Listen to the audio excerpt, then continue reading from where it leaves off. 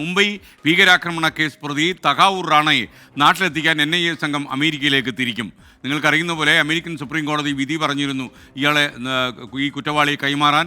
മുംബൈ സ്ഫോടനത്തിൽ കുറച്ചധികം കാലമായി പങ്കെടുത്ത ഇയാളെ ഇന്ത്യയിലേക്ക് കൊണ്ടുവരാൻ നമ്മൾ ശ്രമം നടത്തിയത് വിജയിച്ചതിൻ്റെ അവസാന ലക്ഷ്യമാണ് ഈ റാണയെ ഇനി ഇന്ത്യയിലേക്ക് കൊണ്ടുവരിക എന്നുള്ളത്. എന്തായാലും തഹാവൂർ റാണ സമർപ്പിച്ച പുനഃപരിശോധന ഹർജി അമേരിക്കയിലെ സുപ്രീം കോടതി തള്ളിക്കളഞ്ഞതോടെയാണ് ഇയാളുടെ ഇന്ത്യയിലേക്കുള്ള വരവ് ഉറപ്പിച്ചിരിക്കുന്നത്. സംഘത്തിലെ ഉദ്യോഗസ്ഥരുടെ പേരുകൾ NIA ആഭ്യന്തര മന്ത്രാലയത്തിന് കൈമാറിക്കഴിഞ്ഞു. വിനീത VG വിശദാംശങ്ങളുമായി ചേരുന്നു. വിനീത, ഈ കൊടുംഭീകരനായ റാണയെ ഇന്ത്യയിലേക്ക് കൊണ്ടുവരുന്നതോടെ കുറേ കാര്യങ്ങൾ ഈ മുംബൈ സ്ഫോടനവുമായി ബന്ധപ്പെട്ട് നമുക്ക് അറിയാൻ കഴിയും. വിവരങ്ങൾ.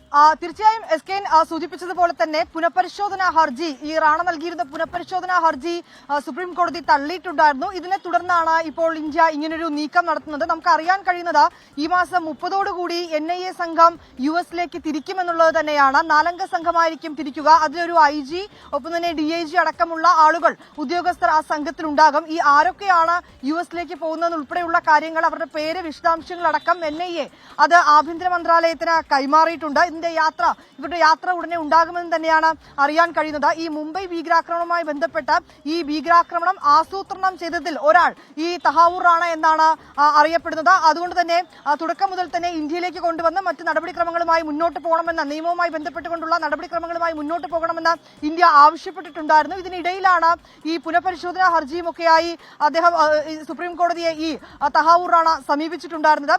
പിന്നാലെയാണ് ഇപ്പോൾ സുപ്രീം കോടതി ആ ഹർജി തള്ളുകയും ഒപ്പം തന്നെ NIA ഉദ്യോഗസ്ഥർ US എത്തി ഈ തഹാവൂർ റാണ എന്ന കൊടും ഭീകരനെ ഇന്ത്യയിലേക്ക് കൊണ്ടുവരുന്നതിനുള്ള മറ്റ് നടപടിക്രമങ്ങളൊക്കെ തന്നെ ഇപ്പോൾ സ്വീകരിച്ചിട്ടുണ്ട്.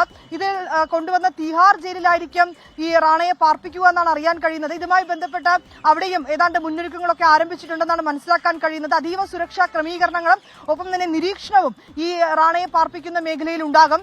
24 മണിക്കൂർ റാണയെ നിരീക്ഷിക്കുന്നതിനുള്ള CCTV ക്യാമറകളടക്കം ഈ ജയിലിൽ സ്ഥാപിക്കുമെന്നാണ് ഉദ്യോഗസ്ഥരിൽ നിന്ന് നമുക്ക് ലഭ്യമായിരിക്കുന്ന റിപ്പോർട്ടുകൾ. എത്രയും വേഗം തഹാവൂർ റാണയെ ഇന്ത്യയിലേക്ക് കൊണ്ടുവന്ന് മറ്റ് നിയമ നടപടികൾ തുടരാനാണ് NIA ഈ ഘട്ടത്തിൽ ആലോചിക്കുന്നത്. SK.